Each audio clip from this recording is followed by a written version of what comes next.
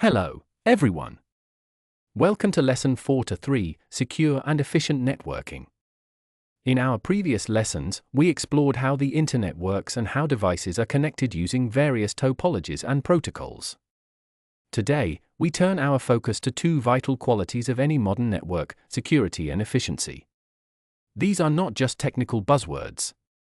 They determine whether the systems we depend on, healthcare, finance, education, government, can be trusted and relied upon. Let's begin by understanding why secure and efficient networking matters. In today's digital world, every message, transaction, or file we send is part of a network. These networks carry sensitive personal data, confidential government records, financial transactions, and vital services. But they are not invulnerable. Without security, our data can be stolen, altered, or destroyed. And without efficiency, even the most secure networks can become slow, unreliable, or unusable under pressure. That's why this lesson is critical, not just for IT professionals, but for anyone in a position of leadership or responsibility. Let's start with network security. When we talk about security in networking, we mean protecting data, systems, and devices from unauthorized access, attacks, or failures. What kinds of threats do networks face? Let's look at a few common ones. First, malware. This term includes viruses, spyware, and ransomware. These programs are designed to damage or take control of systems. Ransomware, in particular, locks your files and demands money to unlock them. It has crippled hospitals, city governments, and even pipelines. Second, we have phishing attacks. These usually come through email. They trick users into giving away sensitive information, like passwords or credit card numbers. A fake government or bank email asking you to click here is a classic example. Third is the distributed denial of service, or DDoS attack. In this case, attackers flood a website or server with so much traffic that it crashes. Imagine tens of thousands of fake visitors trying to access a system at once. It overwhelms it and takes it offline. Fourth, there are man-in-the-middle attacks. This happens when an attacker intercepts communication between two parties, often on an unsecured Wi-Fi network. They can read, steal, or even modify the data in real time. Finally, one of the simplest yet most common vulnerabilities is weak or reused passwords. If someone uses 1234556 or the same password for every service, their entire digital life becomes an easy target. So how do we protect our networks? Let's go over a few basic security measures that every organization and individual should understand. First is the firewall. A firewall is like a security gate. It monitors and controls what traffic is allowed in and out of a network. It can block suspicious activity before it reaches your system. Second, antivirus and anti-malware software. These programs scan your device for malicious software and stop infections before they spread. Third, encryption. This is a way of scrambling data so that only someone with the correct key can read it. When you see an HTTPS at the beginning of a web address, it means the website uses encryption to protect your data. Similarly, virtual private networks, or VPNs, encrypt your internet connection, especially useful when using public Wi-Fi. Fourth, we have authentication. A strong password is still your first defense. But two-factor authentication, or 2FA, adds an extra layer. It might be a text message code or fingerprint scan. Even if someone knows your password, they can't get in without the second factor. And finally, access control. This means limiting who can do what within a system. For example, a government clerk may be able to view records but not delete them. This protects data from internal mistakes or sabotage. Now let's switch gears and talk about network efficiency. A network isn't just supposed to be safe, it needs to be fast, stable, and scalable. Two key terms to know here are bandwidth and latency. Bandwidth is the maximum amount of data your network can handle at once. Think of it like the width of a highway. The more lanes you have, the more cars or data you can carry.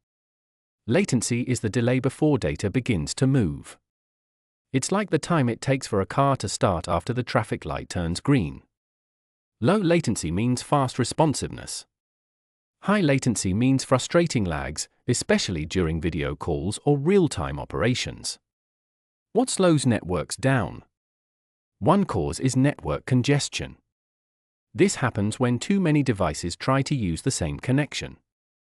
It's like a traffic jam, everything slows down. Streaming videos, large downloads, or many users logging in at once can create this problem. Another issue is server overload. If too many people try to access a single server, say, a government website on tax day, it can crash or freeze. So how do we improve network efficiency? One way is through load balancing. This is a technique where incoming data is spread across multiple servers. It prevents any single server from becoming overwhelmed. Think of it as sending drivers to different toll booths instead of making everyone line up at just one. Another method is caching. This means storing frequently used data closer to the user. For example, if you visit the same website every day, your device or local server might store parts of it so you don't need to download everything again. Then there's quality of service, or QoS. This is used to prioritize certain types of traffic. For example, a video conference might be given higher priority than a file download, to ensure smooth audio and video. These techniques help networks perform well, even under heavy load or limited infrastructure. Let's now look at a few important secure protocols and best practices that combine both security and efficiency. We've already mentioned HTTPS, which encrypts website traffic. It's the standard for any modern website handling personal or financial data. Behind HTTPS is SSL or TLS, two encryption protocols that secure communication between your device and a server. Without them, data could be intercepted or altered in transit. VPNs, or virtual private networks, create a secure tunnel for your internet connection, especially when accessing sensitive systems from public or home networks. Keeping software up to date is another simple yet powerful practice. Many cyber attacks target old systems with known vulnerabilities. Regular updates and security patches close these gaps. Also, secure your Wi-Fi networks. Use strong passwords and the latest encryption, like WPA3. Turn off guest access unless needed. An unsecured Wi-Fi network is like leaving your office door unlocked overnight. When it comes to email and cloud services, be cautious. Avoid clicking unknown links or downloading suspicious files. Use reputable cloud providers with strong encryption policies. And always back up important data in case of system failure or cyber attack. Now let's discuss the role of governments and institutions in all of this. Cybersecurity is not just an individual or company responsibility. It is a public issue. Governments play a vital role in setting standards, enforcing laws, and educating citizens. Many countries have national cybersecurity strategies.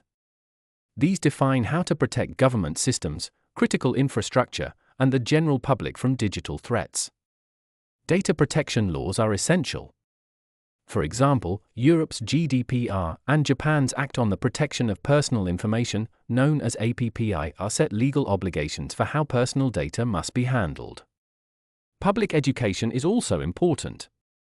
Citizens need to know how to create strong passwords, recognize scams, and update their devices. Just as we teach people to drive safely, we must teach them to use the internet safely. Lastly, governments must invest in resilient infrastructure.